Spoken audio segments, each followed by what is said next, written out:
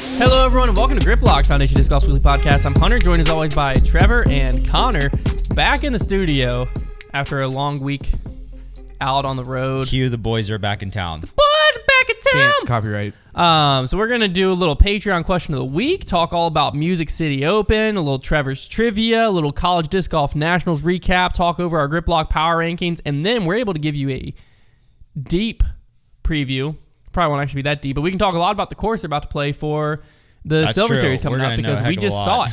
The Blue Ridge Open, I believe it's called. If there was ever a time for us to know what we're talking about, this is it. They're going to change the entire course after we talk about it. No. But first, quick word from our sponsor. Cue, the gentlemen are back in the city. All right, I'm going to tell you about today's sponsor because it's near and dear to my heart. I'm wearing their hat right now. Double G Jerky. This is the #1 disc golf jerky. It's my favorite jerky. It's incredible. They've got a whole bunch of different flavors. We got hot boom sauce, garlic lover's dream. I think I have that one right here with me. That's one of my favorites. Teriyaki. I think that's my personal favorite. I like teriyaki. Yeah, really good. They've got McBeast barbecue, McBeast smash barbecue crack is pepper. probably top 3 for me. Yeah, they've got Nate Sexton sweet and spicy, a bunch of different flavors. Another awesome thing Double G Jerky does is they have a Double G Children's Foundation. Every bag sold contributes to the promotion of disc golf to the youth. They have bought discs and baskets for inner city children and donated thousands to families in need of money for events. Also, with every bag you buy of the McBeast flavor and this max weight bag sold, which is like this is max weight original and it's a larger bag. Any of those, there's money donated to the Paul Macbeth Foundation from them. They also offer a 1 ounce bag, smaller than those two, that is great for player packs, just like kind of a little serving that you can put in a player pack. And everybody, I don't know about you, but when I get a player's pack and there's a little snack in there for the round, that's a great time. Another thing they have is you can buy these hats. This is on the Double G Jerky website under merchandise. I wear this hat all the time. One of my favorite hats. So shout out to those. They also have subscriptions. You can have jerky delivered to you every month, or you can do 3, 6, or 12-month options with as many bags as you would like. You can get gift cards for Double G Jerky. They're very highly rated, 4.9 star rating on Google and Amazon for a reason. Great jerky at a great price and some delicious flavors. And right now, if you want to try out Double G Jerky, you can use code Foundation and you can get 10% off your order. So make sure to check that out. Shout out to Double G Jerky for being today's sponsor. All right, we're going to start it all off with a Patreon question of the week. If you're not familiar, we have a weekly podcast over on Patreon called the Mailbag, where basically our patrons can ask whatever they want, and we answer all the questions each and every week. And there's actually a 30-day free trial. You can go to patreon.com/Foundation Disc Golf, sign up for the free trial, get all this content for 30 days, and make sure you like it before you subscribe. And you get access to all the previous content as well if you start that free trial. So you can get like last month's exclusive video, all that fun stuff. But this question comes from Tyler Davis. Hey, he Tyler. said, do you think we will ever see a surge in open bag players, or will the single manufacturer contracts dominate the market? Single manufacturer contracts are going to dominate the market at least for a while, just because the money is where the players are going to go.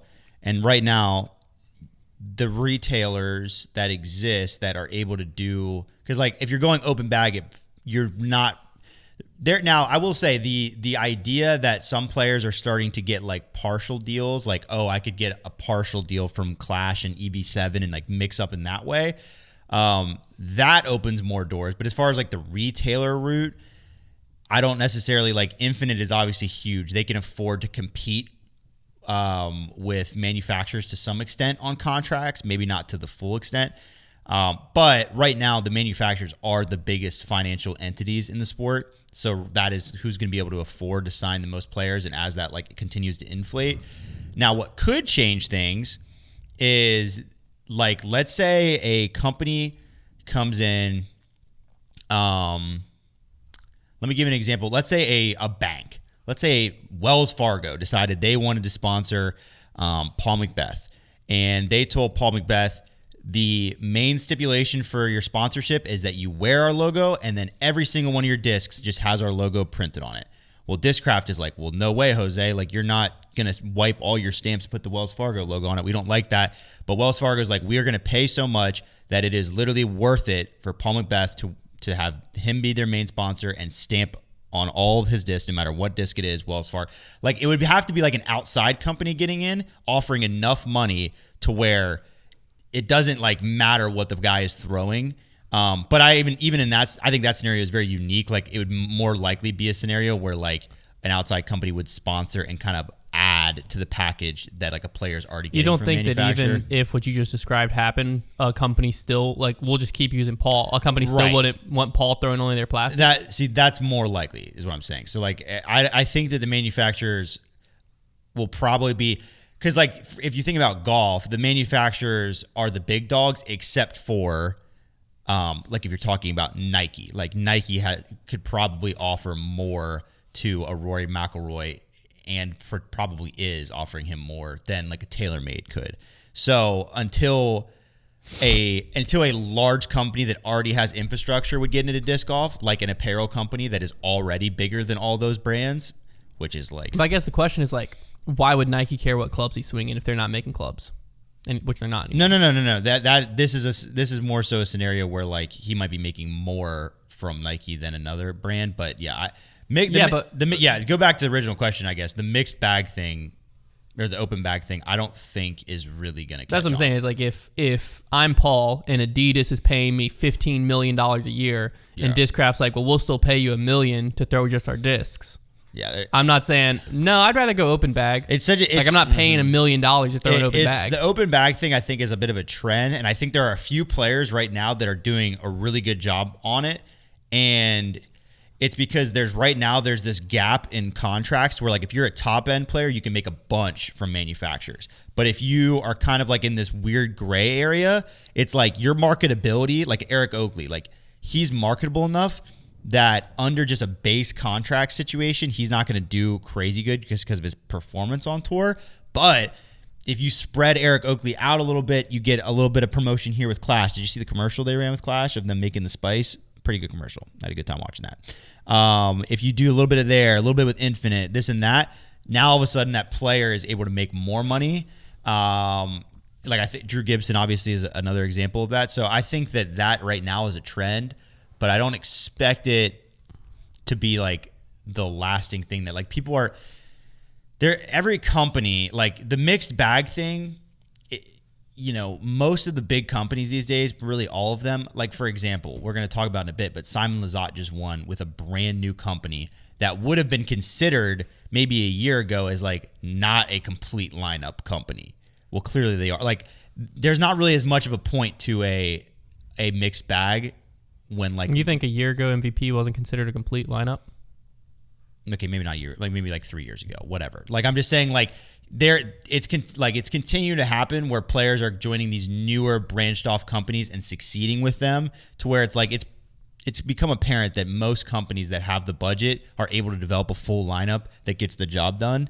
So like the mixed bag thing isn't going to make players like all of a sudden so much better that allure is there. It's just the marketing thing, and yeah, I think it's more of a trend. To answer his question, yes, I do think we'll see a surge in open bag players. I don't think we'll ever see a surge in top end open bag players because like we'll just take me as an example.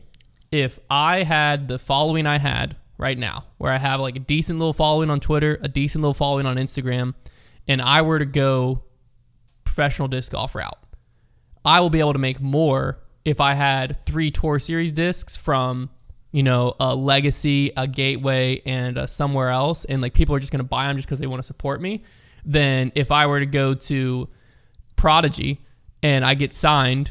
I'm not good enough to have any guaranteed money, so my only way I'm making money is if I like sell 100 of my own discs, but I have to sell those myself, or if I do good enough to earn a bonus, which is like win tournaments or come like top 10 at Elite Series, which I'm not good enough to do. So basically, the only way I can make money on that type of contract is performance, or they'll throw me like 100, 200 discs is like typically what contracts are being seen, versus like if a Clash disc. So you just described the player that you just described isn't even good enough to get top 10s anywhere, and you think Clash disc is going to throw him a signature disc? Eric Oakley. Like he could come top 10, but he's not. Like if you're banking your security of your income. You just described but Eric Oakley could get guaranteed money from somewhere. But not as much as he's going to get with. But I'm just he's saying, doing a signature Berg, a signature The player Spice. you just described is a lot worse than anybody that would get signature discs from somebody. I feel like. I don't know. I feel like you were just basically saying like a guy who's just starting to get out there and like can't really do anything, but like is just going to get signature disc replaces. Like Zach Melton. Zach Melton has a signature Tour Series disc with Dynamic as a team captain, but if he left Dynamic, since he's a team captain, he probably has guaranteed money. But if he left Dynamic, he would like Clash or Thought Space or someone would give him a signature disc. I kind of disagree with that. You don't think Zach Melton's a marketable person? I don't think so. No. Why is Zach Melton marketable? You don't see Bob Ross stamps all over the place? No, not really. You and I are on different sides of social media. Zach Melton doesn't like finish anywhere near anything in anything. Exactly. He doesn't have a big player I was just He doesn't have a big social media following. He has a big fan base. I don't know. I don't think he's that marketable. I think he maybe was a few years ago, but like I think he's quickly trending out. Okay. But yes, I do think that we'll continue to see the open bag makes a lot of sense for players like Zach Melton, Eric Oakley. Drew Gibson, I think, could make more money with a single manufacturer, but I think he has a dream where Discraft's going to pay him to throw their mids and Innova's going to pay him to throw their drivers, and that's never going to happen. Because like a Discraft or an Innova won't do Eric Oakley Tour Series disc. That won't happen. It's these like newer, like the Mint disc, Thought Space, Clash. Well, I think where Drew Gibson is, I think. Well, Drew's also shooting himself in the foot a little bit with like he's sponsored by EV7. And then his finish line disc just came out with a putter. Yeah, well, so I think he makes. I think like the real way that Drew Gibson has like maximized his income is with the finish line discs thing, because like I think you're right. If it was just like his like EV7 and like Infinite contract, although I think he is one of Infinite's like he's probably their highest paid player. I'm sure he is. So like I'm sure he makes a decent bit of money there. But I think like him doing his own disc thing is probably making him decent money. I don't know though. But Drew Gibson, the thing with Drew Gibson is like you gotta win tournaments at some point. I don't know. I'd be curious to know like what kind of deal he could get guaranteed. He's an interesting one. Yeah, the more time goes on, the less he's worth with his current. Well, I mean, right now he's not playing. I'll see him in 2 weeks. 2 weeks. Yeah. But yeah, I think that the open bag player surge will still happen mostly from players that you don't know. But single manufacturers will always dominate the top of the market. And then as more and more money comes into the sport in general, it becomes more and more likely for, lesser known players to get guaranteed contracts. But right now it's like your 30th best player in the world probably isn't on a guaranteed contract. It's probably on bonus plus, maybe a Tour Series disc with the right people and, a few custom stamps they can sell themselves. Like that's a typical contract for lower end players. And I think that if you're willing to hustle, like a James Proctor, he's having an incredible season, but coming into the season, it was a risk. So he's with Infinite, Thought Space, Clash. That's the key right there. I think if you go if you decide to like throw yourself out into the mixed bag and like route, you're kind of like committing to the idea that you're going to hustle a little bit, like in the sense that you kind of have to grind and like be willing to go to companies, try and do things. I think a lot of players probably just like the idea of like, yeah, I have a little bit guaranteed in this bonus structure. It's not amazing, but at least it's like set in stone. Yeah. And then they can just work on their game. Whereas like if you want to go because like who would dominate the that open bag situation, obviously not worth it for him, is Ricky. Because like Ricky it grinds. Like he'll be selling cards with his polo cut up in it. Like that's the kind of attitude you have to have, I think, when you go that route. You got to be willing to like really make yourself as marketable as possible. Yeah. All right, let's get into the Music City Open. So some results we had on FPO side, Kristen Tatar take it down, and then we had Jennifer Allen and Macy Veladiaz tied for second. Katrina Allen and Paige Pierce were in the field, FYI. Just not at the top. Bro, what is that? Well, I feel like I had to throw that in there. No. I'm just saying, like, what is up with them? I don't know. I was just making sure people weren't like, oh, well, did Kristen just win a tournament when no one was there? No, people were there. They were all there, yeah. They were there. They just weren't near the top. You probably didn't see them if you were watching coverage all weekend. Did you see Holland Hanley get that eagle? I did. Holland Hanley was in it. We'll talk storylines in a second. Holland Hanley that was in it. I watched her throw, and I was like, why is she not winning everything with that backhand? Well, we'll talk that in a second. Putting. Anyways, Simon Lizotte takes it down on the men's side. Anthony Barella came in second. And then we had Calvin Heimberg, Gannon Burr, and Chris Dickerson all tied for third. And thank goodness for that tie for third. Because if you watch the prediction show, my top three was basically that tie for third. Really thought Dickerson was going to fall out there, too. No, he didn't, dude. That's Dickerson for you. Now, let's talk FPO first. Okay. Back and forth. quite a bit. There were several players who like had chances at it and throughout the different parts of the weekend. But I mean, real storyline: Kristen Tatar comes in the final round even par, 1 stroke back of Holland Hanley, who you were just mentioning, and shoots a 7 under, whereas Holland Hanley shot a 3 over. Beat her by 10 strokes that final round, won by 9. Restoring balance to my mind of the FPO field. Like, thank you, Kristen, for that. Yeah, we need Kristen so bad. Could you imagine though if Kristen, I will say this much, Kristen, as much as it's good to like have a constant in the FPO field, if she wasn't there, we'd have the most interesting, fascinating golf because like Jen Allen would have won or been in a playoff with Macy Valdez. And Rebecca Cox would have shot a 7 under to almost get herself in that That's playoff. what I'm saying. Like there would be so many different winners and it would be just chaos. But Kristen Tatar is just like the control. Like you're going to have to at least do something to beat me most weeks. Forget about last one. But Kristen, that's her second win of the year already. So we now have had Kristen win 2, Kat win 1, Paige win 1. Correct? On the Elite Series? I believe that's right. Yeah, because I think after the last Elite Series, we said Kristen, Kat, Paige have already got their wins. So now we have Kristen 2. Now, speaking of Katrina Allen and Paige, Katrina Allen, you got to scroll a little bit, find her in a tie for 18th, 16 strokes out of the lead. Then you got to scroll a little bit more to find Paige Pierce, tied for 27th. Bold prediction came true on that Your one. bold prediction I could have got true. way bolder. I could have said she could have finished outside the top 20. And you could have said outside the top 25 and you'd have been good. 26th even. You know what? You could have. Anyways, Dang, plus 15. Chantel, Miss Frisbee's almost beat her. Yeah. One stroke back. Plus 15 for the tournament. What is that? Let's do some math here. 22 strokes out of lead in a 3-round event. Give me those stats. Give me those juicy Well, that's stats. what I'm looking at. Where did things go wrong? 56% C1X putting. That's a start. That's a start. Only 71% of fairways hit, which was 27th in the field. Yeah, that's also a start. Yeah, that'll do it. Which obviously leads to a bad Circle 1 regulation and a bad Circle 2 in regulation. Those are pretty much, that's the story there more than anything. Yeah. She lost 2.5 strokes on the putting green, 39th. She was 17th in gain tee to green. Also, she was 40th in OB I was rate. gonna say that's a key one there. Yeah, 30th in gain 40th in C2. OB rate. That's dead last, isn't it? See, this is what I knew was gonna happen. I told you she was gonna spray. See, it just is confusing because I thought that the Open at Austin would have a similar thing happen. She never carries momentum. I'm telling you, it's so weird. Was she last in OB rate? Where am I looking? I will say no. There was 40. Paige Pierce threw OB 9 times. The worst was 13. Okay, she was toward the bottom though. She was towards the bottom. Jennifer Allen only threw OB twice. Kristen Tatar threw OB 3 times. I will say that while you guys were, I was Googling on my phone because you guys told me about the trophy, and I trying to find a picture of it. It appears to be a Gibson SG. That's what I was saying. It looked like the Gibson logo on there. So it's definitely a Gibson, not an Epiphone, and that's easily like a $2,000. That's what I'm saying. Well, here's the thing, man. I wonder if Gibson, they are in Nashville. Yeah, so they have. I wonder if Gibson hooked them up. Might have. I don't know. I mean, did Lone Star present this one? Yeah. Yeah, I say Lone Star do be throwing around some dollars, so who knows? Maybe Lone Star just said, "Hey, we'll give you a $5,000 tournament It budget," would be, and they're like, "Sick, 2 Gibson SGs." Yeah. I mean, yes, that's a pretty crazy trophy. That's a sick trophy, especially Simon won it, and he plays guitar. Yeah. Dang, good Simon, for him, Simon man. immediately, as soon as they handed it to him, started playing it. Really? Yeah. That's sick. Yeah, that's why I tweeted and said Simon's gonna shred this trophy. Imagine the added pressure, knowing that you're a guitar guy and you're playing for a really nice Gibson all of a sudden. Yeah. I mean, I guess when you're Simon, you're a millionaire.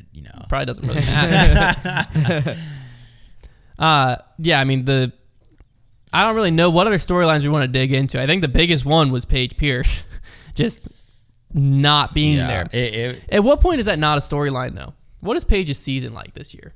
Let's go there. Let's go down that rabbit trail. I don't know at what point because she's so confusing. She won the last event. Well, at what point does... I'm not surprised by it anymore. Ever, well, clearly I'm not surprised by it anymore because I predicted it. I said it was going to happen. But at what point and if ever does... now, first off... The problem is... Why can't I just search Paige Pierce and have her freaking... You just got to sort by player. I can't. There's no sorting options anymore. What? You saw it? That's weird. So Paige just went... Oh, this is only a third event. She went 16 first, 27th. Yeah, so she's kind of done that's what she does. She just wins every once in a while or plays awful. At what point / if ever does performances like this taint her legacy as the GOAT.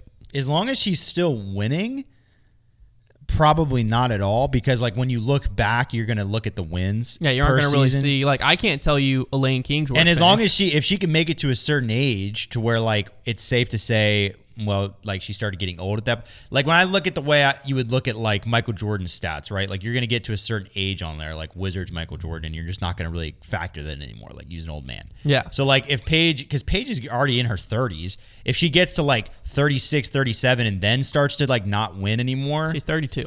Right. So she can hang on and keep winning for a few more years. I thought she was older than that. Is that accurate? Yeah, she was born in 91, it said. But in any case, if she can do that, then like it'll be fine. And she has all the world titles, like, so I'm not really worried about that. But like, it is like it's a bummer, but she's still winning right now. So it's like I was, that's what I always say is like these days on tour, and it's not quite the same in FPO as it in MPO, but like as long as you're getting wins, that's what matters. Yeah, I definitely think that it's not quite the same in FPO because like. The difference is you do have a player in Kristen Tatar that has only finished outside the top 3 once in the last year. Right. So it is doable. So like that's the tough part. It's like in MPO you have guys finishing in the top 10 consistently, but you don't have anyone that's like every single weekend they're the player to beat right now. You have like you need to beat Calvin, you need to beat Gannon, but like if they have a slightly off weekend, there's going to be 10 guys waiting to jump them. Yeah. In FPO right now, it's more or less like if you beat Kristen, you probably won. Yeah. Minus 1 week in the last probably like 100 weeks. Actually, that's the only time she's ever finished outside top 3 in an Elite Series. Yeah. So that's the tough part is you do have a player that is doing that. Yeah. Now, Macy Vela-Diaz, this is a great tournament for her. She's had an okay start to her year. She's went 15th, 11th, 21st. Not great. Not great. And then tied for second here with Jennifer Allen. I think there's a few different storylines. Macy Vela-Diaz has been one. Holland Hanley's been one. You just had Caroline Henderson on your podcast with her new sponsor. She did not have that great of a event. I believe, did she say on your podcast that Prodigy has given her like a 3-month transition period? She has a 90-day period to That's kind of a cool idea because we've never really seen people mid-season change sponsors. Very cool. Was she going from unsponsored to Prodigy? She did not have any exclusive manufacturer sponsorships. So mixed bag to Prodigy, and they're giving her 90 days. Cool thought there. Yeah. But like the up and coming talent, we can call it, of Macy, Holland, and I'm sure there's others, but Caroline Henderson. I mean, because realistically, even Evelina and Henna aren't old. They seem like tour veterans, but it's not like they're in there pushing their 30s or anything. So it's good to see like some of them get a little bit of tournament pressure towards the top under their belt. But I mean, really, it was Kristen's tournament at the end of the day. Yeah. I didn't think Kristen was going to win when I was watching the scores and everything. It just didn't, like, her first few rounds, it just didn't really, like, I don't know. I mean, she went 4 under, 4 over, 7 under. After that 4 over, I just wasn't really thinking that she was going to win for some reason. I shouldn't have doubted Kristen, though. Here we are. Now, on the MPO side, we had Simon Lizotte shooting 11 under from the chase card to take it down. He birdied out from hole 11. Hole 11 on, birdie out. It was crazy. What is that? 8 in a row. Dude was just shredding. But what I liked about this tournament was the Gannon, AB, who else was on card? Dickerson and Ezra. When Simon finished, they were finishing up hole 15, I believe. Right. So Simon finished 3 strokes ahead of Gannon at that time. Well, when Simon and I think Ezra was still no. When Simon tapped out his birdie putt on 18, the only person after Simon's birdie that could catch him was Gannon. Was it Gannon? He had to birdie 3 in a row because AB had a putt on the previous hole or on 15, like a stepper, and if he made that, he could have also been in it. Dickerson though, no, Dickerson was out. He had messed up, so he was out of it. Ezra, I think, was a stroke too far back. It looks like math-wise. Ezra fell out of it. When Ezra fell out of it, was really on 17. He took a 6. Well, he was already out of it at that point. But he was like a stroke out. He could not have mathematically caught Simon at that point. Well, mathematically, he could have with an ace. Okay. In any case. But I was saying, like, he wasn't out of the tournament. Like, he was still in the top 3 fighting and then took a 6 on 17. But it was just Gannon had 3 holes. Birdie, birdie, birdie. He ties for the playoff. And so 16, he gets it. Birdie. 17, throws drive OB. Skips OB. Takes a bogey, big and then he birdied 18, but it didn't matter at that point. I mean, it mattered for finishing he had to try place. And But throw in. Yeah, those finishing holes down the stretch were 16, 17, 18.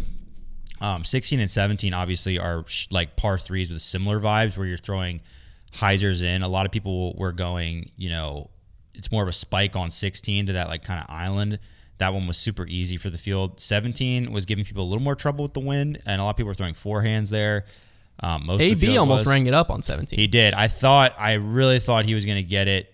And had he rang that up, that would have been electric. Obviously, it would have just been needed a birdie to. Because both those holes were very aceable, so that was definitely in the back of everybody's mind. And they were like, people were like throwing tombstones like right next to the basket. Calvin almost had one previously. Simon was, all over it. But like the narrative of that tournament changed really quickly because you had like this group of guys all fighting, and Simon was not really being talked about a ton, and then just would not miss. Like he was just parking everything, just throwing the disc on top of the basket and just wouldn't miss. And it started to get like, okay, now Simon's in it. Okay, now Simon actually has the lead. Okay, now if Simon birdies this, there's only one more guy that can actually catch him. Yeah. I really thought Gannon, he was so locked in, and he parked. He needed 16, 17, 18. He parked 16 and 17. The problem was Gannon's forehand was kind of off for the tournament, especially during that round. He was just not quite feeling it, and Brian Earhart actually had called it out, was like, okay, he's going with a really overstable driver because there was a little bit of weird wind, and I think he was just trying to combat that and like make sure that he could trust his disc, and he didn't quite start it left enough or maybe flex it as much as he wanted, and it was right the whole way. I knew it had to stick, and it skipped, and it went OB, and so like big mistake, like very gettable hole for Gannon. On coverage they had mentioned something about like he skipped off an old tee pad?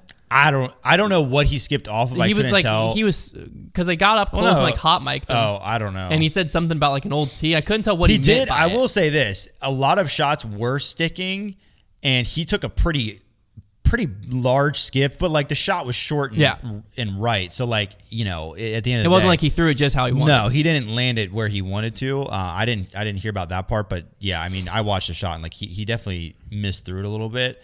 Could have stuck, but he didn't. And I mean, Simon was on, man. Yeah, I was looking at, because you were saying he was parked, so I was just seeing like what was his average throw in. So his 8-hole birdie stretch, he went 16-footer, 16-footer, 27-footer, 16-footer, 5-footer, 16-footer, 16-footer, 5-footer. Yeah, he was all over. So the dude didn't really have to putt. And here's the thing: they said a statistic. I mean, you guys can fact check this, but they said it on air. I'm sure it was correct.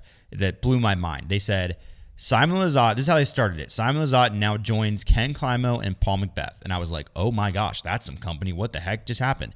They said, they were saying if he wins, and he did. He joins those two as the only 3 people now to win twice off of Chase Card. I'm guessing they were talking about Elite Series or major events. That's shocking. That is crazy to me and that just shows you how much disc golf is a sport that A, has had a past where like 2 to 3 guys pull away a lot. And B, it is a sport where historically, because the field hasn't been deep enough, those 4 guys can separate themselves enough, and you just know that they're going to play the course to a certain degree. Like they're not going to explode. But the course design has gotten better and trickier, and the field has gotten deeper to where now, you're gonna see this more often. I think. I mean, people have won 3 straight. I think someone said on social media it's 3 straight off the Chase Card. I just want to see the average win separation this year. It's 1 or 2. Well, yeah. So far, Vegas was a 2-stroke. Calvin Heimberg won by 2. Prodigy, and it was Waco, and Vegas was really closer than that. Yeah, Waco, Kyle Klein won by 2. Another one off where Chase. It was even closer than that, really. And then Open at Austin, Gannon Burr won by 2. Yeah, that was. I mean, that was Gannon was off the Chase, because that'd be the one that determines it. Because Waco, I know Kyle Klein was off the Chase. I think Gannon was. What did he shoot? He shot a 10 under. I'm not sure about that one. I don't know. Someone just said on Twitter that this was the 3rd straight off the Chase. And then this tournament 1-1. So Yeah. 2-2-2-1 to start the season. And man, it was such. And it's not even like it's just one person fighting that. No. It's like there was a bunch of people in there. I mean, this tournament you had 23, 22, 21, 21, 21, 20, 19, 18, 17, that's 17, just what the 16. leaderboards look like these Yeah, days. that's what I'm saying. That's what it was such a sick grouping. Vegas of was 31, 29, 29, 28, 28, 27, 26, 25, 25, 25. Like 6 strokes across Vegas was 4 rounds, right? Like that's nothing. Yeah. And then Waco, similar story, 31, 29, 28, 28, 27, 26. Like everyone's mixed up in here. Open at Austin, 22, 20, 19, 19, 18. Where like the tournaments when I first got into disc golf, it was very much like it'd be like Paul, maybe Paul and Rick. 35, 34, 26, 22. Yeah. Like there was always someone on lead card. that just like went Like off. it was always like the 4th guy on lead card. It was like Or something would fall cool that he apart. made it in lead card, but he was never in it. Yeah. You were watching that Jomez. was so true. Yeah. That And is it was so like true. you had like 3 guys on lead card, sometimes only 2 guys that could win. There's always one guy that was like, that's a cool storyline. That guy's on lead Yeah, card. he's there. Yeah. But Yeah. he's not in this. That is so true. And Chase card wasn't Yeah, in that's it at all. crazy. Like Yeah. Chase card, you're talking like 10 strokes off the lead. Yeah. going to the You final would only round. watch Chase card if it was even filmed, if like it had cool names on it. If it had Yeah. Paul on it. Yeah. Yeah, like Chase card, like when if Paul Paul shot like 18 under or that was whatever. the thing is like when Paul would win from Chase, he was a lot of times like 8 strokes back of the lead. Yeah. And Man, he would just shoot crazy. something insane, Yeah. and you would have like the European Open. I think Paul literally came back from like 8 strokes back in 20, might have been 15, on Rick. But it was like Paul was shot something 2017. crazy. But That's so funny. Rick Rick fell because you're apart a little bit. totally right. Because that's how it used to be. Is like even sometimes it'd only be the top 2 that are really in it. Yeah. The other 2 were like. Well, that's are like out of it. there was that huge stretch of, it might have been years, but it was at least 1 year where if Paul and Rick were both at a tournament, one of the 2 of them won. Yeah. That was it. Like if they were both present, one of the 2 of them won. And I think it was at least a full season. It might have been 2 full seasons that was true. Yeah. Now, if one was there, like sometimes they lost other people, but if they're both there, one of the 2 of them won. That's not disc golf anymore. Like at this point, if there was another round of disc golf, if there was a 4th round right now, and this was the leaderboard, to say someone's truly out of it, I would say probably 6 strokes back. Yeah, You would give them 6 probably strokes? you probably have like 10 or 11 guys. Yeah, that that's the still top 10. Top 10 is within 6 strokes now win. And man, on the final day. I'll tell you what though, the one constant we do have is that Gannon and Calvin, you got to beat those guys every week. In particular, Calvin. Calvin has continued just a Calvin Heimberg's season ridiculous so far. start to the season, and he kind of he missed a bad putt down the stretch, and he needed to pick one up somewhere else, but he easily could have won this tournament. The dude is just first, third now. Yeah. With one of those being a silver event, but he hasn't finished outside the top 3 yet. That continues. Yeah. That's a streak that Calvin's nuts right now. we're gonna see how long he holds this. We've said before, and I still stand by it. It's not possible very improbable, because you can't say not possible. It's not gonna happen. But it's very improbable for an MPO player to go an entire season without missing a podium. There's no way. There's just no way. Well, I mean, we can't technically say impossible, but it feels impossible. You're more likely to win the lottery, I would say. I was gonna say I would give him if I had to bet, I would say he won't be in the top 3. Like he probably won't finish next week. Well, yeah, it's so hard, but let's look at Gannon burst. I think Gannon had one off weekend, if I remember correctly. Go to 2. Gannon's. He went 30th, 24th, and then since then he's went 1st, 3rd. Go ahead and look at his season last year, Gannon's, and what was his longest streak in the top 3? It's probably like 2. Top 3. We're just gonna go only elite series. Series 1. Because I think he had the most consistent season last year, so I don't know who would have a better one or a better case for it. He might not. 2, 3. The last 3, if you include the Tour Championship. I wouldn't even. So then 2. So 2. MVP right. and USDGC. That's what I'm saying. And he probably had the best now streak his last year. I don't worst elite series finish was 25th at Waco, and outside of that was a 12th at Deglow. If you did like a top 10 streak, top 10 streak I think is possible in MPO. But Calvin's streak is incredible to start the season. Like that is so difficult to do. Yeah. And man, him and Gannon are absolute forces right now. But hey, Rick, another storyline. Ricky Wysocki made his return. He played 3 rounds, and he finished inside the top 10. He shot 18 under for the tournament, the lead. 7 under for the final round. And he missed a couple bad putts too. He could have been closer. Yeah, he. Let's look at his actual stat line here. And I mean, he was out there. The big thing, and we talked about this on the preview show. Finishing this tournament was a win for Rick. That's just is what it That's is. a fascinating stat there. That second one. Parked, yeah, 2% parked, 93rd in parked percentage, only 2%. Yeah. He was first in C2 in regulations. He was giving himself more looks than anyone. Dude was just landing everything at like 20 he must have just been feet. landing everything at like 30 feet or farther. Yeah.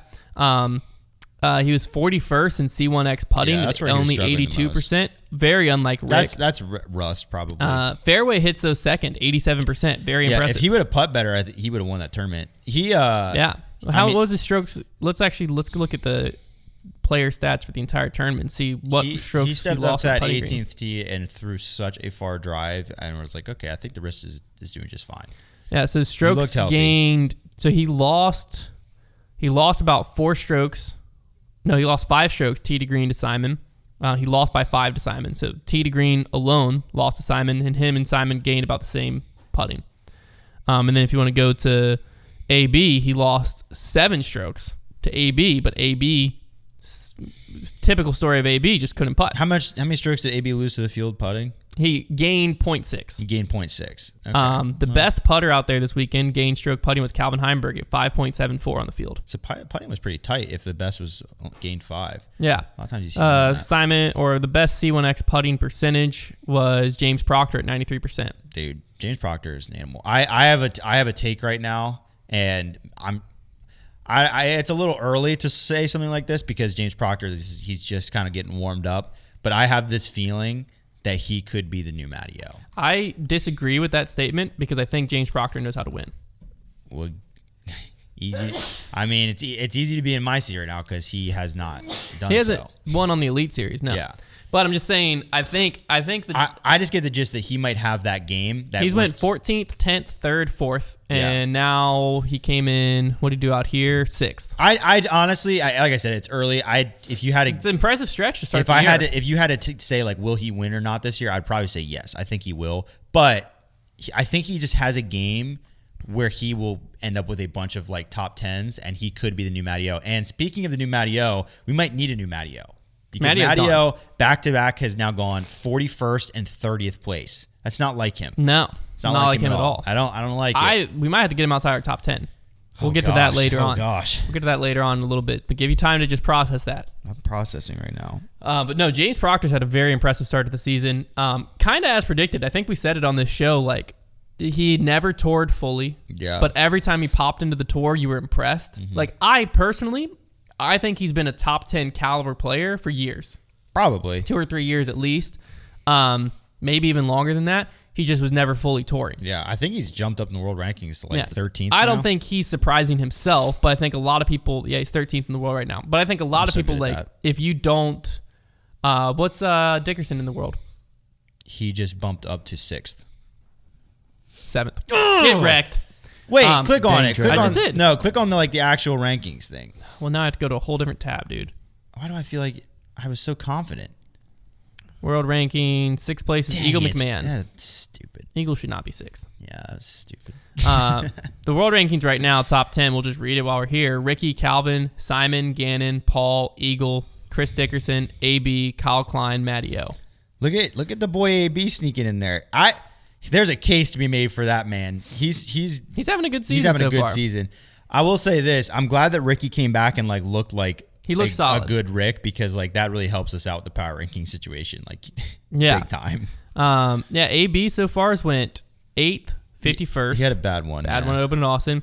2nd at the Silver event in Texas States, and then 2nd at Music City. Now, all of this is leading up to off week next week. Well, not technically off week. There is a Silver event. We'll talk about that, the Blue Ridge Open. But then Champions Major, Cup. Baby. Champions It's Cup. begun. This has his touring schedule, like his map on here. Yeah, they do that. That's so cool because it is specific to him because it skips Blue Ridge Open. Well, because it's just what he's registered for. I know, but that's so cool. They line it out on a map. That is very cool. It's a nice little plug. Let me be excited about that, man. It's a cool plug-in. Anyways, anyone else we want to talk about? Chris Dickerson, he didn't win, but he did kind of what he needed to do in general. Yeah, I would say kudos for at least backing up like the idea that like he is really he got himself in contention. And and I was watching some Jomez coverage, and in the interview before, they were interviewing Chris Dickerson, and he was like, "Look, I just haven't had the start to the season I want, and this tournament's very important to me because it's my chance to show people I'm still like I can still play. Like I'm still at the top of my game. I still belong in the top part of the field, basically. Yeah. And like this is my tournament that I feel very confident in. I feel like I can show that. I need him. I'm gonna really need him. I don't know. Is he playing Blue Ridge? I bet he is. I have that pulled up. I exited out. I would like to see if he. I hope he goes there. See, how do I? If you just go to your, if you just do the pull down, it would show it there if he's playing it. He is Blue Ridge, yeah. So if he's playing Blue Ridge, I think he'll do good at that course. Then yeah, I would like to see him string something together, and I think he has a nice little stretch here. Like he could really make a splash at Champions Cup. Like I would not count him out. Yeah, to he win won that. it last year, right? So I would not count him out this year to win that major, and then you're off and running at that point. So. Yeah. So exciting weekend in Music City. We have the Blue Ridge Open coming up this upcoming weekend, and then we get to a major. But we're going to go into our fan favorite segment of Trevor's Trivia first, and then after College Nationals, we'll hop into our power rankings and duke it out. Hit him with it, Trevor. Do you guys ever play that game? It was literally called the higher lower game. It was like a website. No. And it was based on what Google searches. Like it would say, this gets this many monthly searches. Does this get higher or lower? And it'd be I've like, never played that. Sounds fun, though. I've never played it, it was but like it sounds fun, pretty though. big internet trend there for a while. I feel like I've never been on remember the internet. I feel like I remember hearing about it. It would be like Donald Trump gets 10 million searches a month. Does Hulk Hogan get more or less? And you would see how long of a streak you could get. And like I want to play. It would this tell you game. like percentile. Sounds like fun. Well, we're kind of gonna play that game. Cool. We are gonna do that game, but based on a player's total cash winnings. Total cash. So like career earnings. So this is career earnings. Goodness. So it's very simple in the sense that you don't have to throw out direct numbers or anything. Yeah, I love I'm it. literally just I love gonna, it, Trevor. You just got to say higher or lower, and I'm gonna have. I love you, Trevor. I think I'm gonna have both of you go separately and see who can get the highest streak. I think that'll be fun. Let Connor go first. Okay, well, Connor go first. I'm gonna play higher and lower on my computer while you go. I will try. Yeah, you just look up higher. It's higher, lower game. It's pretty fun. You just hit What classic. There you go. Ooh. The first higher one. for sure. Yeah. Okay. Anyways. Easy. All right, Connor. I'll start you off. Start me off. So I'll start you off with a base player. That is Nico LaCastro at $415,000, and we'll round to the nearest thousand. $416,000 in career earnings. Never mind, I was looking at the wrong name. Nico LaCastro, $370,000 in career earnings. Good. What's happening right now? Nico LaCastro has $370,000 in career earnings. I was looking at the wrong name at first, so I said a different number. So you have to tell me higher or lower Paul Ulibarri. Lower. That is correct. He only has 317,000. Okay, keep track of your streak. Your streak is at 1. So now you go on from there. So Paul Ulibarri is 317,000. You have to tell me higher or lower. This is an interesting game. Higher or lower Paul Ulibarri or Avery Jenkins? Paul Ulibarri, Avery. I feel like... So is Avery Jenkins higher or lower?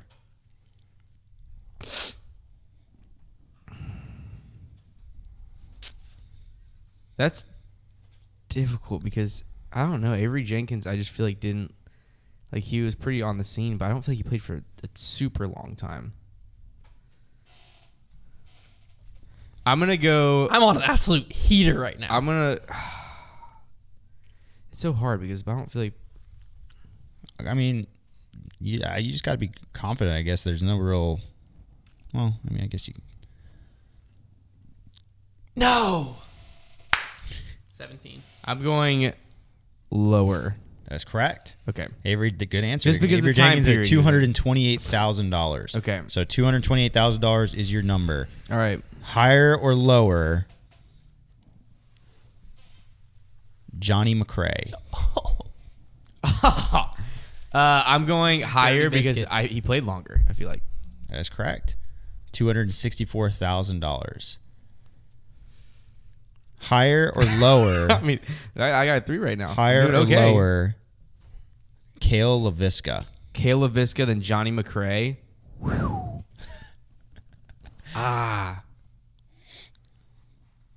Lower. Dang it! $312,000. Dang. Well, I got 3. That was pretty good. This game is hard. I'm impressed you even got that far. All right. I'm impressed with myself, too. Hunter's about to get 12. Okay. We're going to start with you with Kevin Jones, who is at $196,000 in career earnings. Okay. Higher or lower?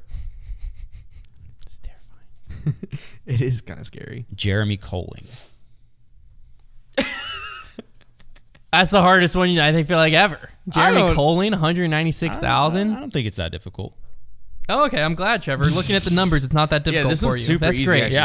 Yeah, this one's way easier than all the ones I had. Why don't you tell me the answer then, Connor? Connor had some. I gave Connor very difficult ones because I Never said that you didn't. I threw out some. I'm just tough making a names. joke. I'm gonna say lower. Trevor's going easy on you. Eh. Like how the frick? I mean, Jeremy Colling has more wins than Kevin Jones. Yeah, at C tiers. What, he's getting $90? He won Waco in back-to-back years. Yeah, forever ago. You gotta Like take this 15, into 16. account, man. Okay, so I it's don't think- $4,000 of his career earnings. Sick. I mean, he has like 50 grand more than Kevin Jones. I did a pretty big jump. I thought that If I walked into this office tomorrow and I said, "Do you know Jeremy Colling has won $250,000 on the Pro Tour?" I feel like you'd be like, "No shot." Would be the exact conversation because he like dominated North Carolina for a long time. He's been around forever. You're acting like when you're dominating local scene, you're getting paid thousands a week. Ask Schwebby. He's like one of the highest on this list. Well, he has 360 wins. But I'm just saying. What's I don't know why I'm getting attacked. What's Schwebby's you lost the career game. earnings? What's Schwebby's career earnings? You lost. It's like $300,000, or it's way more than that. I think Congratulations, Connor. Yay, Connor. I win. it's 260. 260 divided by 360 wins is less than $1,000 a win. I don't know. So you're trying to tell me I just gave you the same game with Connor. You lost. So I don't know why you're yelling at me. I'm not yelling at you. I got yelled at because you lost. No, you were just telling me. You act like I was an idiot because I didn't know. No, Jeremy you were Colling. acting like it was impossible. I didn't think it was. That impossible. was a very hard one. Is all I said. That Okay. was a hard one. I never said you didn't give Connor It was hard a hard ones. I one. just said that was a hard one. You were acting like I was a dummy for not being. You said it was like the easiest thing you ever gave. You said there's 2 + 2. Was it equal? That's what I said. That's exactly what I said. Those are your exact words. I was like, bro, it's way harder than 2 + 2. That's what I said.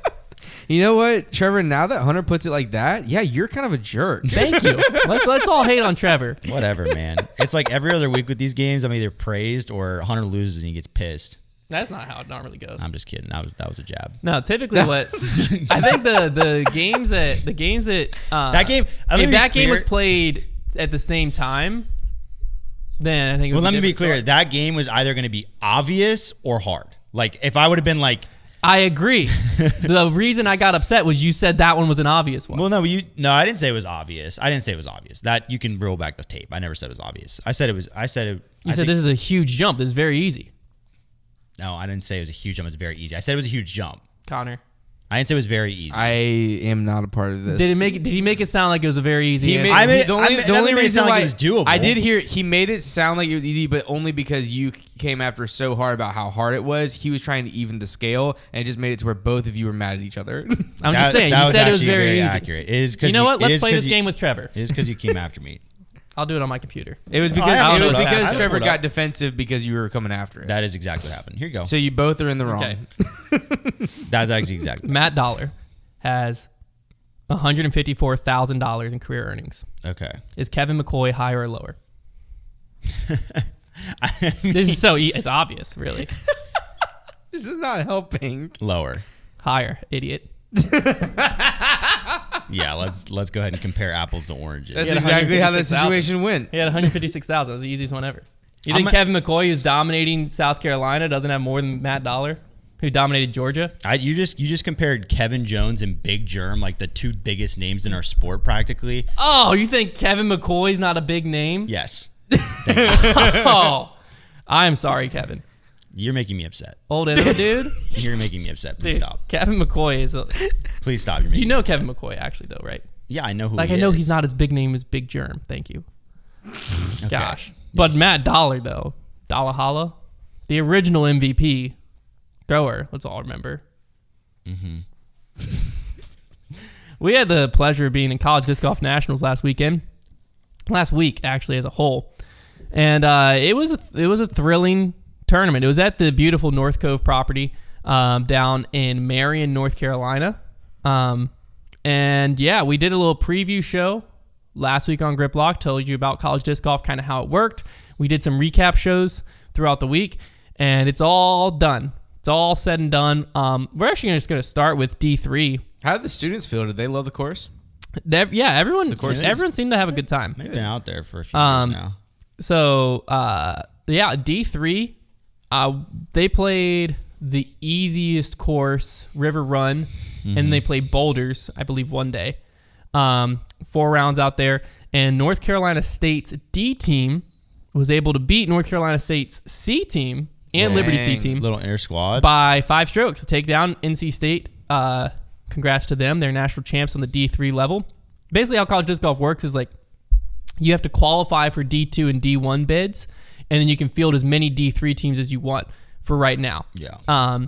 So schools like Liberty, schools like NC State, they'll field C, D, E, maybe even F teams. D3 can be kind of loaded, though, because you have schools that couldn't get bids just having their best players play. That's what happened with the D3 singles. You had Micah Jones from Anderson, 967 rated player, shot an insanely hot final 9. He was sitting, let's see, where was it? Where was he at? He was 5 back, I think.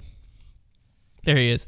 He was 4 strokes back. 4 strokes out of the lead after round 1, and then shredded the finals and ended up winning by 2 strokes. Micah Jones, the D3 singles, but that's because Anderson didn't get a D1 bid, so they ended up being a D3 team. Now, on the D2 side, you also had NC State's D2 team taking it down over Iowa State. They won by 1 stroke in that final round, and then Clemson rounded out the top 3 there. Dang. NC And State, D2 singles, you had someone from Iowa State, Scott Ferguson, taking that down. All right, let's get into D1 women's and D1 men's. This is what Trevor and I were following all weekend. This is what we were covering out there. On the D1 women's singles side, pretty electric finals. Yeah. Going into it, I believe the leader was Lily Marr from Milligan. The lead car was made up of Lily Marr, Alexis Kerman from Missouri, Cece from Wisconsin, and Taylor from BYU. They were all within 3 strokes of each other going into this finals. It was a very back and forth final 13 holes. And in the end, Taylor Rowley, hole 18 out there is an island green. Pretty terrifying shot. Really, the final stretch at River Run is kind of terrifying. 15, 16, 17, 18, all OB right next to the basket. So all the approach shots or drives if you were going for the green were terrifying. And down the stretch, Taylor was able to just be consistent and ended up taking down the win by 1 stroke over Missouri's Alexis Kerman. And Missouri and BYU also were facing off in the D1 women's team overall. They were kind of head and shoulders above the field a little bit. I think they had a 4-stroke lead going into the final day. And that final round, again, was back and forth out on the River Run course. And it all led down to 18. Going into 18, I believe Missouri had a 1-stroke lead, or was it a 2-stroke lead? Missouri going into the final round? The 18, the final hole. Going into the final hole, they only had 1 stroke. 1 stroke. So Missouri's up 1. BYU had the tee, though. So BYU tees off. First girl, Taylor, throws it OB. Mm-hmm. Hannah, I believe it was the second one on the tee. She tried to go for the green, ended up getting a little nose up, stalled it, hyzered to the perfect layup spot, where she was like on the OB line, but just short to where she's safe. But they'd have to throw it in for a 2. So essentially what it led was Missouri could just lay up, super easy layup short, lay up onto the island, possibly tap out that 3 for the win, or depending on what BYU did, because BYU was probably going to have to run it, they might have been able to lay up again and take a 4. First girl for Missouri stepped up and went aggressive. Renee went for the island. Missed it. Weird play. Missed it short in the water. OB.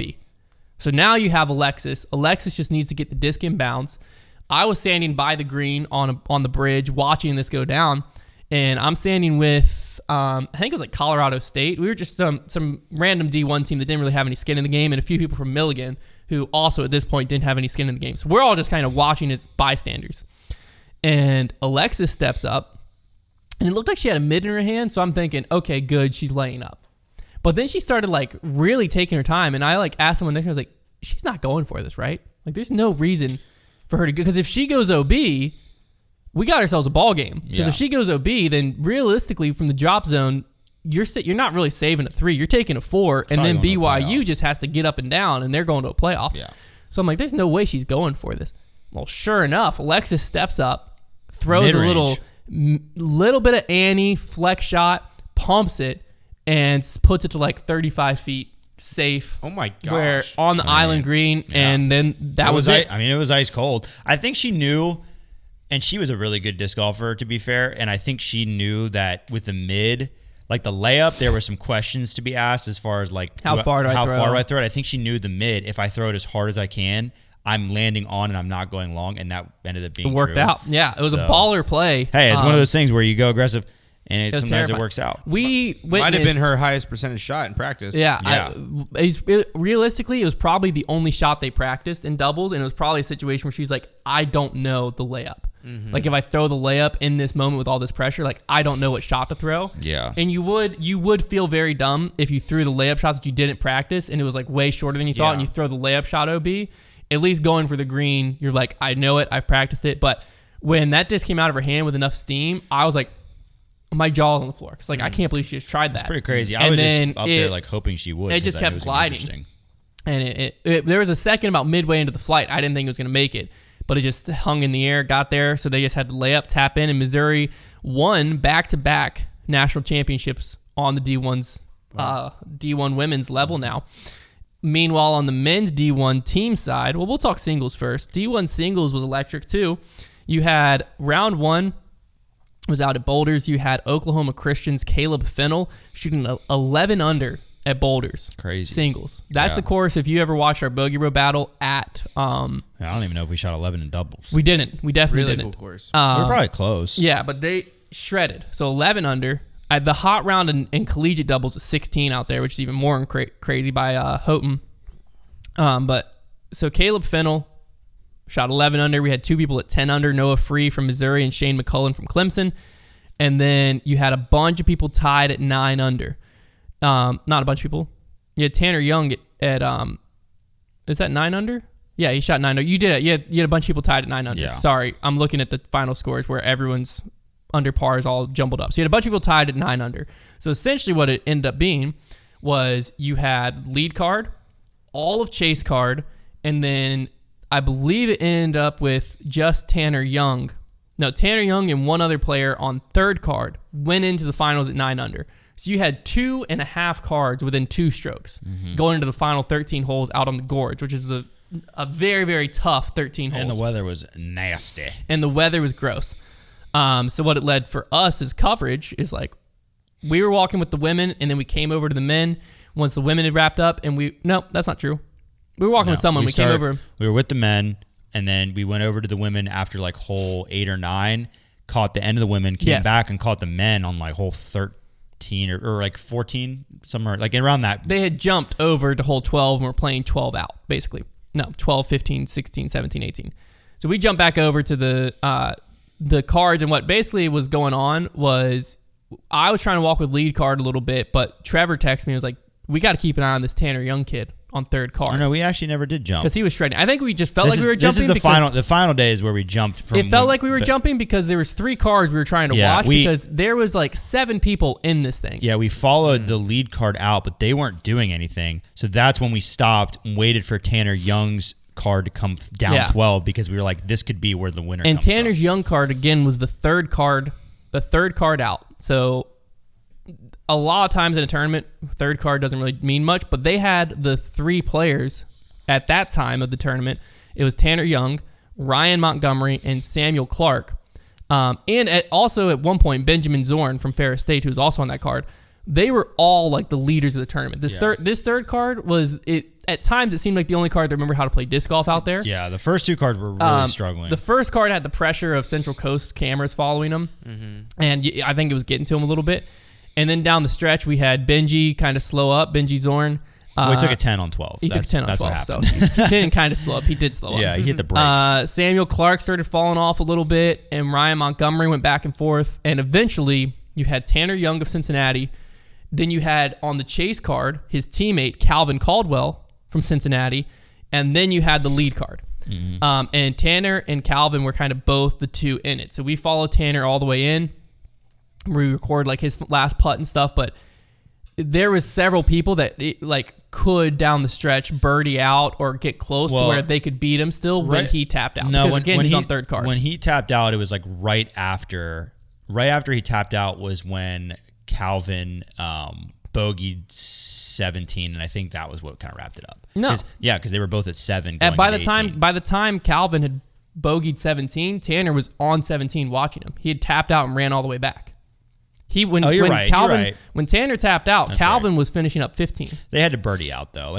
Calvin birdied 16. Definitely, so he was on 17, with a chance. But I'm just saying when Tanner was going in to tap out, there was 3 people still in it. Yes, but they had to birdie out on the hardest two holes left on the course. Hardest 3 Correct. holes. So we definitely when he tapped, we're thinking like he probably just. Well, that's why we were filming Tanner. I was like, we probably just filmed our national champion. But then he ran down, watched his teammate, which was a weird situation too, because it's like you're rooting for your teammate, but you're also like, please don't take this from me. Because the reason it mostly would have been crazy for anybody to birdie out is because Tanner Young literally won with the hot round of even par. Yes, it was scrappy golf. Those guys I think all probably went out there to those last 13 holes thinking I gotta shoot 8-9 under if I'm gonna win this thing. Historically has been true, but with the weather, I think people just weren't really factoring in that I think if you would have told all those guys beforehand, hey, just go out there and shoot even, you might win this thing, they could have done it, but they were just, pedal to the metal, and the weather didn't really allow for it, and even par and 2 strokes back of the lead going into it. That's all it took. Yeah. And so Tanner Young from Cincinnati wins I heard he was a freshman. I haven't confirmed that, but I heard that he was a freshman. That'd be crazy. Wins himself a single national title. So now the stage is set for the team finals. Going into the final day on the men's side, you had Emporia State and Missouri a few strokes clear of the field, realistically. Yeah. Where it seemed like it was a 2-horse race, but not enough to call it a 2-horse race. Cincinnati was kind of just outside looking in, but if they go off and there's some struggles, I believe Cincinnati was on the 3rd card again. No, they were the next group back. Oh, because Clemson had already slid to 4th. Clemson struggled. So originally Clemson and Houghton were the lead card going to round 3, and they both struggled. Then you had Cincinnati, and it might have been Kentucky. It was Kentucky. Yeah. Cincinnati and Kentucky were the chase card out there. Well, as the round starts going on, early in the round, first off, Emporia State looked like cruise control. No one was going to even smell them. They looked Emporia State great. Was the most, in my opinion, the most focused, the most put together team out there. Yeah. They looked like a force to be reckoned with. They all had one common goal in mind. Heck, their one player, Cade, made the singles finals, DNF from the singles finals. He was 4 strokes back, and when asked about it, Trevor asked him, and he basically said that wasn't the goal all season. The goal wasn't a singles final. The goal was a team championship. He basically just told me that. I was like, these guys are. He's not losing. I'm not playing. I don't want to play 13 holes in the gorge, risk my arm, blah blah blah. Oh my gosh. When our goal was a team championship. So you hear stuff like that, and we're sitting there, and first off, they made me want to put all Trilogy in my bag because they were all sponsored by DD, and Eric McKay was their coach, and they were all very nice to us, and it made me fall in love with Trilogy. Shout out to it would have been Grant. No. It was Justin. It was Justin. It would have been Justin. Justin got us hot hands on that last day. Before we were off hole 1. You don't even understand, Justin, what that may have saved our lives. It was 40 degrees and rainy. It may have saved our lives. We were having to hold an umbrella, and I had the camera as well, so my hands were just exposed to the elements. It was so bad. And then Justin walked up and handed me a hot hand, and I wanted to kiss him. Dude, Justin, you're the goat for that. It was incredible. As I look at their ratings of those players, it very much fascinates me. What do you mean? That's all I'll say about that. Based on what I saw, obviously I only saw that one sample size, but I'm surprised at the ratings and the players there. That is true. I did not think Justin was the strongest player out there. He wasn't that day. I thought Cade and Grant. I actually thought Grant was and he's the lowest rated one. Yeah, Cade and Grant would have been the 2 based on what we were watching. That I would have been like, those are the 2 killers, and they were kind of the middle of the pack guys. They were the bottom 2 rated actually. Yeah, very interesting. But anyway, so Emporia State goes into the round. They look untouchable. Well, as the round goes on... Missouri was peeling away as well. Yeah, Missouri wasn't really hanging in there. They were struggling early in the round. Yeah. They were 2 strokes back of Emporia State, so they needed to kind of push. They weren't. It seemed like Emporia State was going to run away with this thing. Well, as the round goes on, Emporia State starts kind of stringing together some pars, and slowly but surely, Cincinnati is now tied with Missouri. Now they're beating Missouri by 1, and they're in solo second, and then it slowly starts kind of chipping away, where they're chipping away at this lead. And next thing you know, They're kind of We're watching both of them. We're watching Cincinnati and Emporia State on like 15-16. And Emporia State throws a good drive on 15. Cincinnati. They had birdied it. They had birdied 15. Emporia State ended up birdieing 15 as well. But I believe... Well, the first key moment is Cincinnati is on 16's tee. Yeah. And we're still thinking at this point, they need to birdie out to really put pressure on, or at least get 2 of 3. And Cincinnati both go OB on 16. It. And at that point, that in my mind, I was like, that's the time. Yeah, everyone I think thought it. And Eric McCabe was the coach of Emporia State. He's watching his team come on 15 as Cincinnati throws OB. And he walks up to Trevor and I, and he's like, hey, did anyone make the green? He's asking Jim. We're like, no, since he threw them both OB. Yeah. And he goes, oh, okay. That should have been it. So that, I think, in everyone's mind was like, that's the moment this thing's done. Well, since he goes on, birdie 17, and then they went on. Well, yeah, and don't brush over that is like...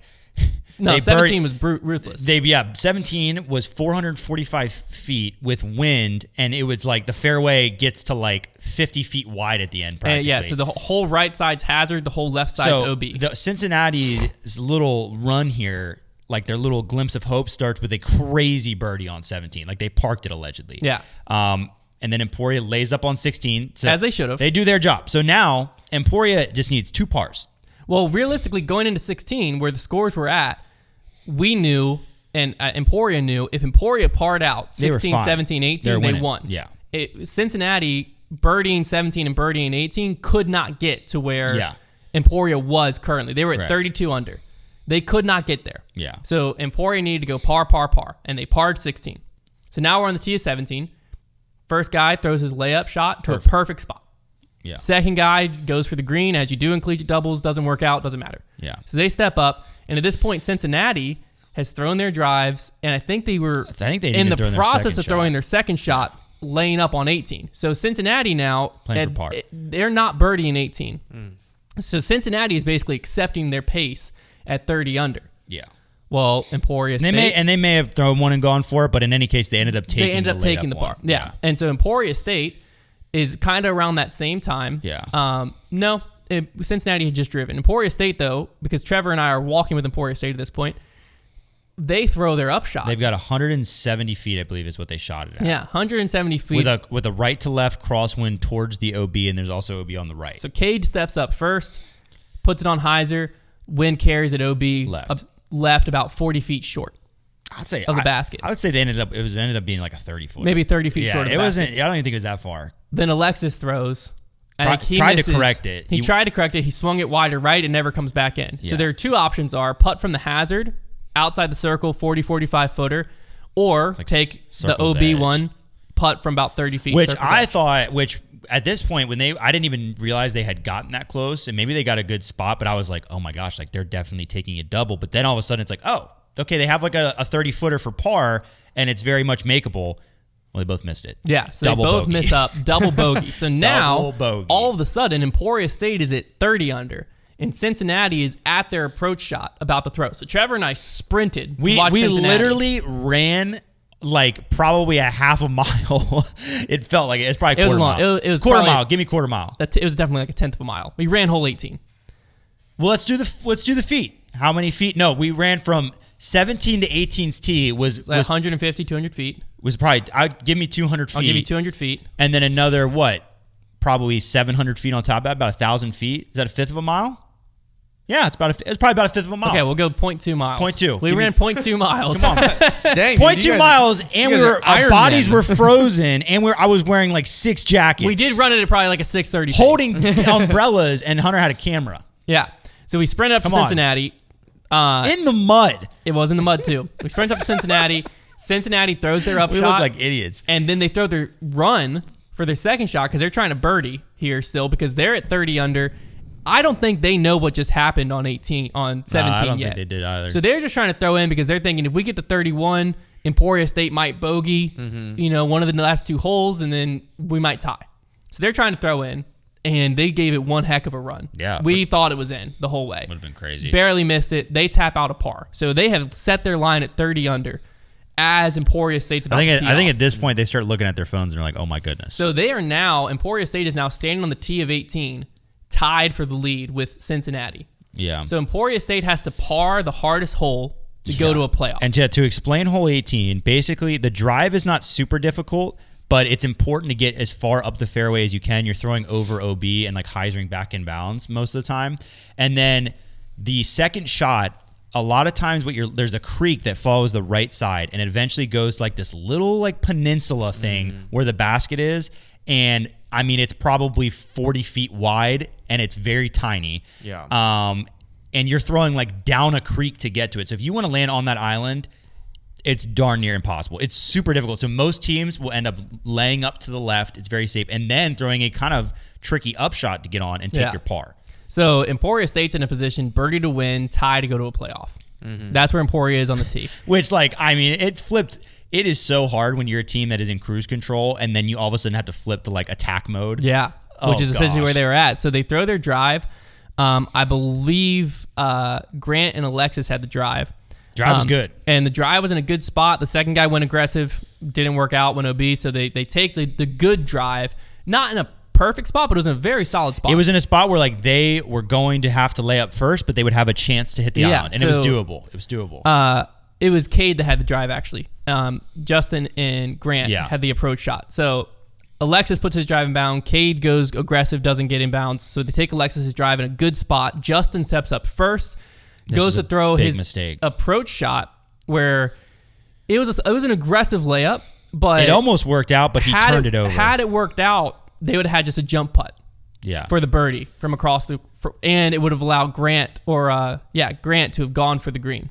It was too aggressive. But it was too aggressive. Turned it over too much, OB. So now Grant's in a spot where, okay, we're OB. I have to put this approach shot safe. Really safe. So what that ends up doing is you have to give your next guys a much longer approach than you want. Yeah. To have to force a playoff for a national championship. He had to throw it very left and be very safe. He did exactly what he needed to do. Right. He threw it very left, very safe, but it left him with about 150. And that was supposed to be your guy who had a chance to get up and down for the win. And now you just have to get up and down to tie it. So now they have about 150-foot tight wooded shot.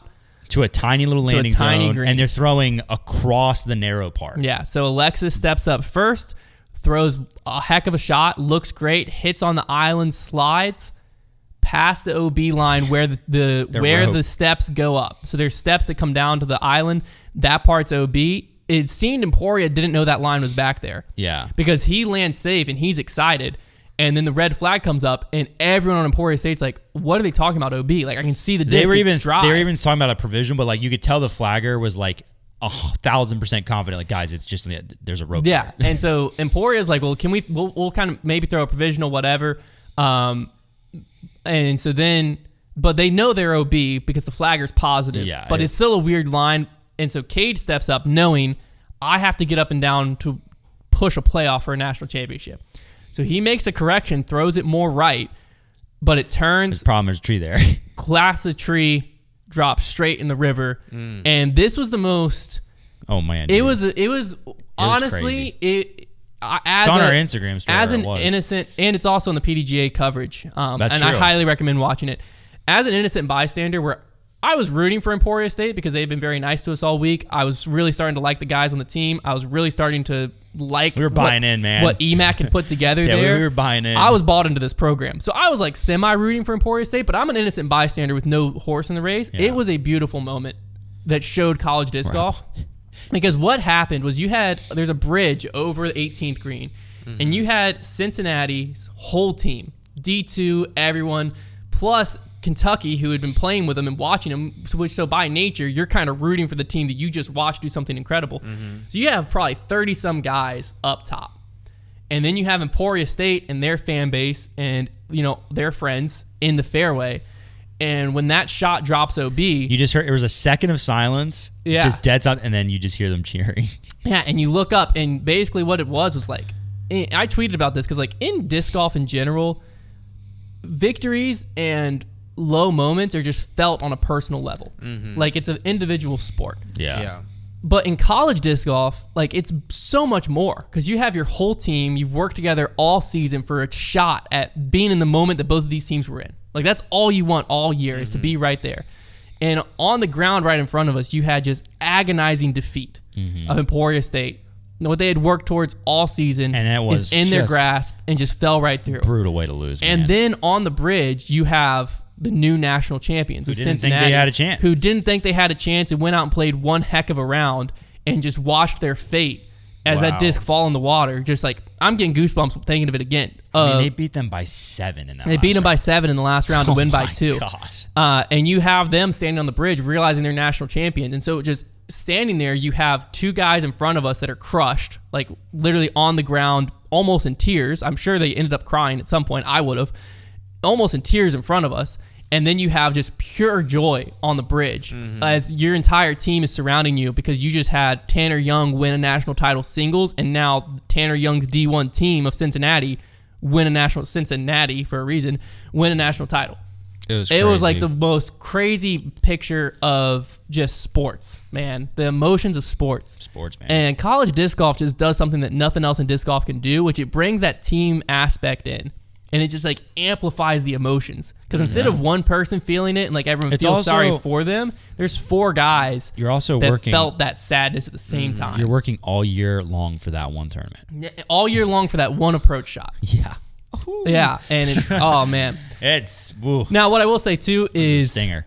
first person, like Trevor and I walked up on the bridge as they were trying to, like, Emporia State's still finishing out because you still have to throw your approach shot across and tap out and all of that. So as Emporia State's wrapping all of that up, Trevor and I get up on the bridge, and Cincinnati's like trying to be very respectful. They like walked across because like you just won a national championship, you want to celebrate, but the team that just handed it to you basically is still finishing up, so they don't want to like literally be celebrating in their face.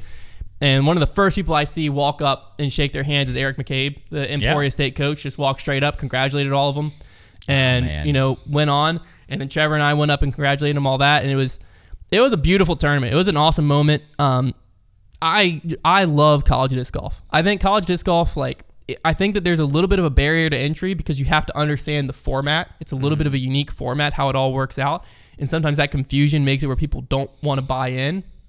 But man, once you buy in and you start rooting for these teams, like there's nothing like it. There's nothing like it in disc golf. It's awesome. It reminded me why I loved it so much as a player, of just like sitting there watching Cincinnati win, and like you're surrounded by so many people feeling that emotion at the same time. Yeah. Crazy stuff. So that's college disc golf, man. That's the national championship. That's the wrap up for that. We're gonna end it out here with a little grip lock power ranking. It is a long episode, is what it is. There's a lot to talk about.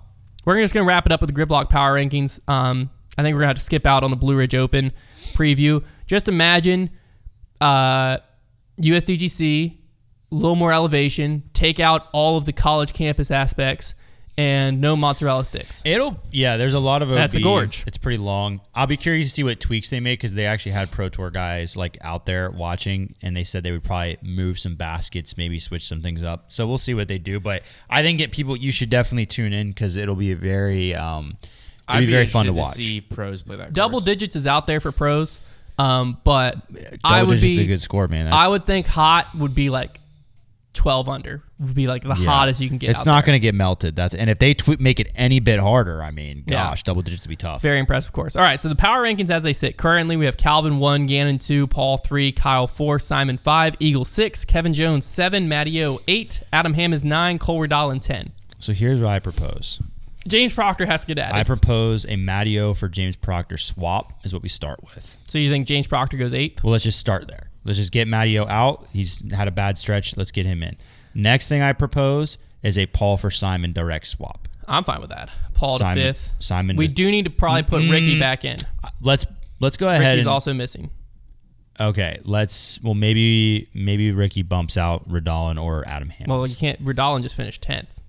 So maybe Hammers. Yeah, Hammers Redalin's having. I don't know. Hammers season. had a pretty good event too, didn't he? Or he finished 11th. So they tied for 11th. What did Kevin Jones do? Cole Redalin and them. Is KJ do something bad enough to get tossed? Jones 62nd. Okay, there we go. There we go. There's the missing link. So Kevin Jones direct swap for Ricky. You think? Put Ricky in at 7th. Let's actually. I'm gonna put him there for now. Okay, let's slide Simon. So Simon's got to move. I think he actually goes to the 2 and Gannon goes to the 3 potentially. Let's just go Mando and compare them. That's probably a little too recency head bias. To head. MPO. Simon's had a bad finish. Simon's not going to win this head to head. Well, I don't know. It might be January closer. January 2023 to the end. We'll go Gannon Burr versus Lizotte. Simon, compare. I'm sure Gannon will win. Gannon's 2-1 against them. They both have one win. Okay, well, so I think Gannon's got to be there. And we'll put Simon at 3. I think Simon can go 3 is fine. Because what's Kyle Klein versus Simon? Because Kyle Klein also has a win. Yeah, Simon's 2-1 against him. Kyle Klein just went 34th in Music City. Yeah, we can probably. I'm thinking I think we just bump Paul and Kyle down to 4th and 5th and put Simon in there. Rick probably slides up a little bit from 7th or 8th. I think that's a little harsh. No, he's in 7th. I think that might be hard. You think flip him and put Rick in 5th and move Eagle and Kyle down? Because Eagle didn't have that good of a weekend either. Yeah. Eagle is 18th. Yeah, but for Eagle. So you flip Eagle and Kyle? Let's do that. Okay. So we'll put Ricky 5. I have belief in Rick. I don't want to underestimate Rick. Ricky 5, Eagle 6. And we can delete Eagle and Rick from there. Okay. All right. This is a good list. Leave it as is. We have Calvin 1, Gannon 2, Simon 3, Paul 4, Ricky 5, Eagle 6, Kyle Klein 7, James Proctor 8, Adam Ham is 9, Cole Redalin 10.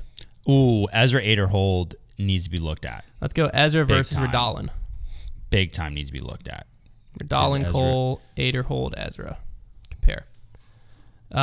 3 and Cole's 1. 1 and 3 against him. Yeah, Ezra needs to be in the top 10. Tough part is that 72nd at Waco is brutal. I know, but he's been so good in the He's other went weeks. 2nd, 72nd, 6th. Yeah, but look 11. at Redalin has a 46th and a 45th. So if you add them together, that is worse than 72. Yeah, I think Ezra, he had a blunder, but he's been good. Okay, I think he goes in that. Well, let's go spot. Cole Redalin versus Hammers then, real quick. No, he definitely ain't gonna beat Hammers. I don't think. 1 and 4. Yeah, Hammers. Redalin's a fraud. Well, Redalin is not a fraud. Hammers has been good this year. Well, the 45th is also the silver event.